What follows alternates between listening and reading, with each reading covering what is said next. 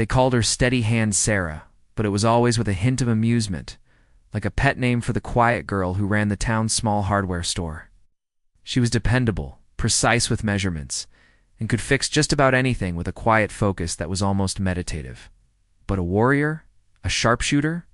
The idea would have made them laugh. Little did they know her steady hands weren't just for fixing leaky faucets. They were molded by a legend, her grandfather, a man whose real name was whispered only in the hushed halls of military history.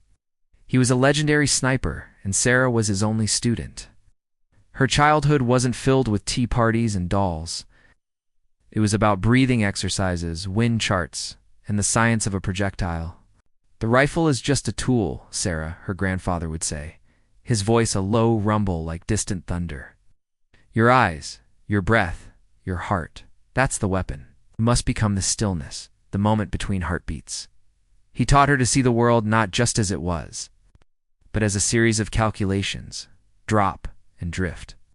While other kids learned to ride bikes, Sarah learned to hit a coin from 500 yards. It was their secret, a legacy passed down in whispers and silent nods.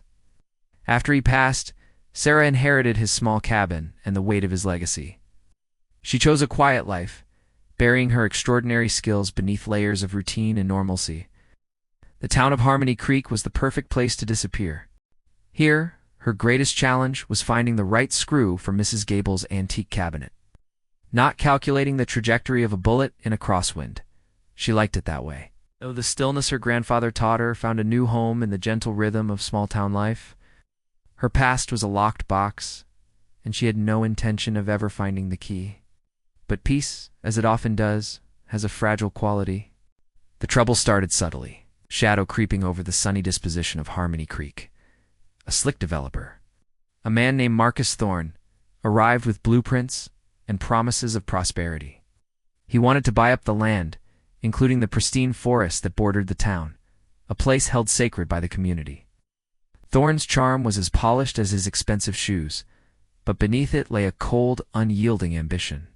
He saw forests not as sanctuaries, but as square footage waiting to be monetized. The town pushed back, led by the gentle but firm mayor, a man who had known Sarah's family for generations. Town meetings became heated, with passionate pleas to preserve their way of life. Sarah watched from the back, her heart a knot of unease. She saw the predatory gleam in Thorne's eyes, a look she recognized from the stories her grandfather told about hunting wolves. Thorne wasn't just a businessman, he was a predator, and Harmony Creek was his prey. He played dirty, using legal loopholes and intimidation to get what he wanted. Families who refused to sell found themselves facing mysterious problems: fences cut, wells contaminated, livelihoods threatened. Fear began to poison the town's spirit. The breaking point came during the annual Founders' Day festival. The highlight of the event was always the marksmanship competition. It was a friendly affair, mostly for bragging rights, using old Levy action rifles to shoot at clay targets. This year, Thorne and his security team showed up. Thorne, oozing arrogance, mocked the local talent and proposed a new challenge. He pointed to a small, custom-made steel bell, barely the size of a fist, placed on a post atop a treacherous, distant ridge known as Widow's Peak.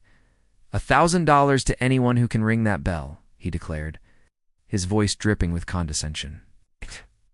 Of course, my man here will show you how it's done first. One of his guards, a burly man with the cold eyes of a mercenary, stepped forward with a high-tech sniper rifle.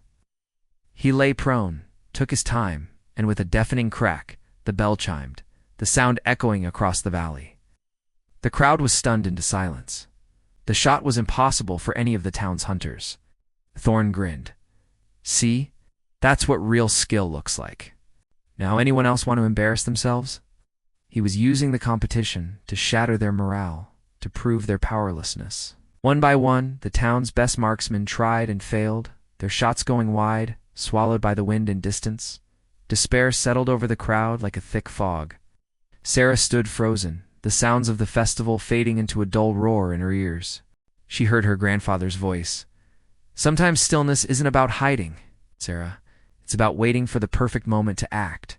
Her heart hammered against her ribs. This wasn't just a competition anymore. It was a fight for her home, for the spirit of her town. With a deep breath, she stepped forward from the crowd. A murmur went through the onlookers. Steady hand, Sarah? What was she doing? Thorne smirked. Well, look what we have here. The hardware girl wants to play. Ignoring him, she walked to the firing line. She didn't pick up the fancy rifle. Instead, she asked for the old wood-stocked rifle her grandfather had used to teach her, the one kept as a town relic. It felt like an extension of her own arm. She didn't lie down. She stood, just as her grandfather had taught her for specific long-range shots. She closed her eyes, and the world fell away. There was only the wind on her cheek, the weight of the rifle, and the distant glint of the bell. She became the stillness. She felt the subtle shift in the air, calculated the arc in her mind, and let her breath out in a slow, controlled stream. The world seemed to hold its breath with her. She squeezed the trigger. There was a crack, sharper and cleaner than all the others. For a heart-stopping second, there was only silence. Then a pure, clear ring echoed from Widow's Peak, singing through the valley. It was a sound of defiance, a note of hope. The crowd erupted. Thorne's face was a mask of disbelief, his jaw slack.